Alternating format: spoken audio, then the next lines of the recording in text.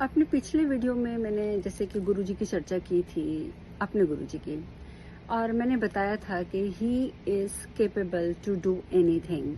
लेकिन उसके बाद भी वो चाहते हैं कि हर इंसान के पास इतनी नॉलेज हो, इतनी सद्बुद्धि हो कि वो खुद समझ सके what is right, what is wrong. हमें समझाने की ज़रूरत नहीं है। जैसे मैंने आपको उदाहरण दिया था उस ठेकेदार का, महिपाल सिंह का, जिसने कि मंदिर के नाम पर 21 लाख रुपया भी ले लिया और कोई स्ट्रक्चर तैयार करके नहीं दिया। आप जानते हैं कि भगवान के नाम पर उसने इतना बड़ा फ्रॉड किया, और वो भी एक सच्चे इंसान के साथ जिसने कभी जिंदगी में किसी के बारे में बुरा सोचा भी नहीं है। ऐसे इंसान के साथ उसने फ्रॉड किया है, और उसका रिजल्ट भी मैंने आपको बताया था। रिजल्ट ये निकला था कि बच्चे उसके बीमार हैं, उसको खुद को पैरालिटिक अटैक आ गया है, उसकी वाइफ बीमार है, उसकी जो बेटी है वो किसी बहुत ही गलत इंसान के साथ घर छोड़ के चली गई है, बिना पेरेंट्स की परमिशन के, बिना पेरेंट्स को बताए। तो these all things are going on in his life. लेकिन देखिए, यहाँ पर प्रॉब्लम ये आती है कि लोग समझ नहीं पाते कि हमारे साथ वन बाय वन, एक के बाद दूसरी, दूसरे के बाद तीसरी घटना घट रही है, तो क्यों घट रही है।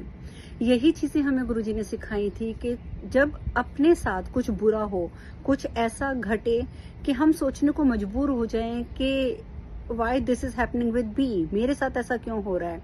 और उस टाइम पर हमारा क्या फर्ज बनता है कि मेडिटेशन में बैठ जाओ, बिल्कुल क्वाइट बैठ जाओ, अपने अंदर झांको, अपने ऊपर मनन चिंतन करो और सोचो। पिछले जन्म का आप नहीं देख सकते, ठीक है, मैं पिछले जन्म की बात ही नहीं करूंगी। पिछले जन्म के लिए तो आपको PLR कराना पड़ेगा, पता चलेगा कि पिछले जन्म में आपने क्या किया था, क्या नहीं किया था। जैसे मुझे पता है कि मैंने क्या किया था, कौन सा गलत कर्म किया था, कौन सा अच्छा कर्म किया था। I know everything about my previous life. लेकिन मैं पिछले जन्म की बात नहीं करूंगी, क्योंकि PLR सब कोई नहीं करवाएंगे, हर कोई नहीं करवाना चाहेगा।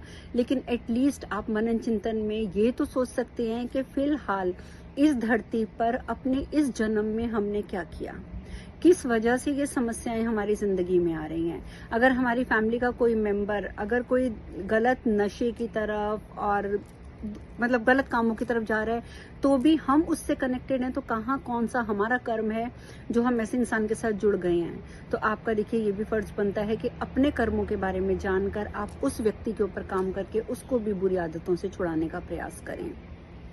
तो यही सब शिक्षाएं हमने अपने गुरुजी से ली हैं, और वह यही शिक्षाएं आम जनता को देना चाहते हैं। इसीलिए उन्होंने एक छोटा सा योग मंदिर टाइप बनाने की कोशिश की थी, एक छोटा सा प्रयास किया था कि जिसमें कोई भी आए और उसकी इन सब समस्याओं का समाधान हो, उसे समझ आ सके कि व्हाट टू डू नेक्स्ट। अभी हमारे साथ जो हो रहा है, इट्स ओके, उसे समझ आ सके कि हमारा कौन सा कर्मा है जिस वजह से हमें ये सब कुछ भुगतना पड़ रहा है। लेकिन उन कर्मास को क्लीन कैसे करते हैं, हमें तो पता ही नहीं था। मैं आपको क्या बताऊं, योगा में करती थी, बट मुझे पता नहीं था कि मतलब जितने भी हमारे प्रीवियस लाइफ के कर्मास भी हैं, वो हमारे स्पाइन में कलेक्टेड हैं।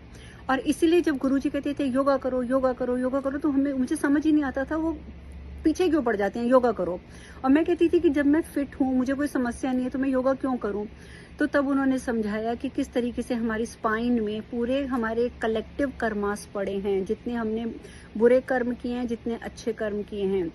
अच्छे कर्म तो हम साथ साथ और कर्म कर रहे हैं, वो फटाफट कटते जा रहे हैं। लेकिन जो बुरे कर्म हमारी पूरी रीढ़ की हड्डी में जमा है, जब तक हम योगा नहीं करते तब तक वो झड़ कर, योगा करेंगे तो हमारी स्पाइन हिलेगी, स्पाइन हिलेगी तो कर्मास हमारे कहते हैं कि झड़कर नीचे गिरते हैं। और उसके बाद जब हम प्राणायाम करने बैठते हैं, यानी कि ब्रीदिंग एक्सरसाइजेस करने बैठते हैं, तो उससे हमारी इंटरनल क्लिनजिंग हो जाती है। लेकिन ये हमें समझना बहुत ज़रूरी है कि ये चीज़ें करने के पीछे साइंटिफिक रीज़न भी है, जो एक दकियानुसी बात नहीं है ये। तो ये सब शिक्षाएं मुझे कहाँ से मिली, मुझे मेरे गुरुजी से मिली हैं। और मैं भी यही चाहती थी कि आप सब भी ये शिक्षाओं को ग्रहण करें और अपनी लाइफ को एक ईजी वे में, नॉट इन अ कॉम्प्लिकेटेड वे, एक ईजी वे में आप अपनी पूरी ज़िंदगी को स्पेंड करें। यही मेरी भी इच्छा थी। अब हम तो रिक्वेस्ट कर रहे हैं कि हम लोग और पैसा इकट्ठा करते हैं, आप दोबारा बनाइए। हम तो गुरुजी को ये भी बोल रहे हैं कि कुछ भी करके, या चलो उसको आप डायरेक्टली सजा दे दो और उसका दिमाग चेंज करो, पर वो अड़े हुए हैं। वो कहते हैं नहीं, भगवान जो कर रहे हैं मैं भगवान को करने दो, मैं उसकी भगवान के कर्मों में, भगवान के किए हुए कामों में मैं टांग नहीं अड़ाता। तो हमारे गुरुजी इस मामले में तो थोड़े से जिद्दी हैं, लेकिन ठीक भी है। किसी का बुरा करके अल्टीमेटली कर्म तो अपना ही खराब होता है ना। जिसने बुरा किया है उसको तो भगवान सजा दे ही रहा है। लेकिन फिर भी मैं आज फिर रिक्वेस्ट करूंगी कि अगर आपकी कहीं जान पहचान है जहां लीगल वे में इस व्यक्ति को पनिशमेंट मिल सके, लीगल वे में इन द सेंस कि अगर आपकी पुलिस में जान पहचान है, ये केस दिल्ली का है और इसीलिए मैं पूछ रही हूँ कि दिल्ली में अगर आप लोगों की ऐसी कोई जान पहचान है कि आप पुलिस के द्वारा हेल्प करके उस व्यक्ति को अरेस्ट करवाइए, उससे बोलिए कि हमें पैसा नहीं चाहिए, जितना कमिटमेंट थी उस कमिटमेंट के हिसाब से बस वो मंदिर बनाकर दे दे। छोटा सा मंदिर का स्ट्रक्चर था, कोई हाई फाई चीज नहीं थी। क्योंकि अब गुरुजी दोबारा, तो उनका मन इतना खराब हो चुका है इन चीजों से कि वो तो बैठ के अब इंतजार कर रहे हैं कि भगवान जैसी सजा दे रहा है, भगवान धीरे धीरे और सजा बढ़ाता जाएगा और उसका अपने आप ही काम खत्म हो जाएगा।